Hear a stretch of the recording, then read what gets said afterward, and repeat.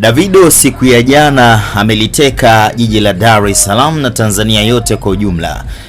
Story kubwa zaidi mitandaoni ni yeye, ukiachilia mbali kwa wale wana michezo, klabu ya Yanga kufungwa kule nchini Morocco.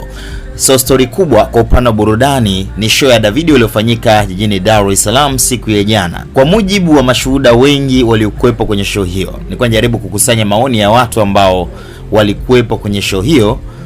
Wameonyesha kuridhika na performance ambayo Davido alifanya. Kitu ambacho kimewavutia zaidi ni ile Davido kuimba live. Hii ni mwendelezo wa tour yake ambayo anaifanya duniani kote ya Five Alive, na kiingilio entrance ilikuwa ni 35 kwa wale wa regular.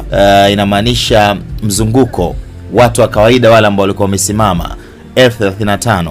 It's a lot of money ukikompare na shows za wasanii wetu wa hapa Tanzania ambao tumezoea kiingilio cha watu wa mzunguko ni shilingi 10,000 na pengine show huwa hazijazi, lakini mzunguko kwenye show ya Davido ilikuwa ni 35,000. Alafu kuna ile VIP ya kawaida. Hii ni VIP ya kawaida tu, 1,500,000. Alafu kuna zile meza za watu 10, meza ya watu 10 ya milioni 5. Kwa hiyo interest yake ilikuwa imesimama kweli kweli.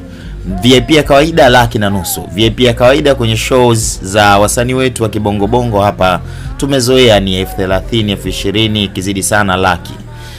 Lakini mzunguko mara nyingi wage inakuwa ni 10,000 za Kitanzania kama sio VIP show. So hii ilikuwa 35 na nadhani ametendea haki kiingilio cha watu ambao waliingia kwenye show hiyo. Performance yake ya live iliwakosha watu wengi sana. Sasa watu wengi walihisi pengine Diamond Platnumz, nyota wa muziki wa Bongo Flava ambaye tunasema ni msanii mkubwa kutokea hapa East Africa na ni rafiki mkubwa wa Davido, kwamba angeenda kumsupport Davido, lakini haikuwa hivyo. Je, kwa nini? Baba Levo ametujuza sababu iliyomfanya Diamond Platnumz au Lukuga anamuita kutokwenda kumsupport Davido kwenye show yake hiyo.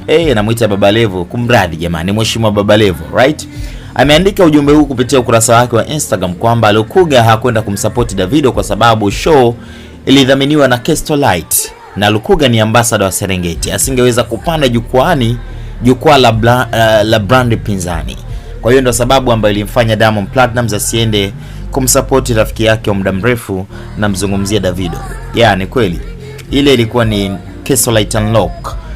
Kwa hiyo ni show ya Kesto ndo wadhamini wakuu wa show hiyo. And as you know, Diamond Platnumz ni ambassador wa Serengeti, kwa asingeweza kupanda, ni kama angeenda kuisupport Kestolite wakati yeye ni ambassador wa Serengeti. So hiyo ndio sababu kubwa iliyomfanya iliyofanya kutomuona Diamond akiwa na Davido. Lakini baada ya kumaliza kwenye show hiyo ya kawaida, as you know, Davido alienda 12:45. Hii ni club, lakini sikumuona pia Diamond akiwa akienda 12:45 pengine kumsupport, ku hangout na vitu vingine kama hivyo. Davido alikuwa mwenyewe na wasanii wengine kadha wa kadha. Kwa nini hakwenda?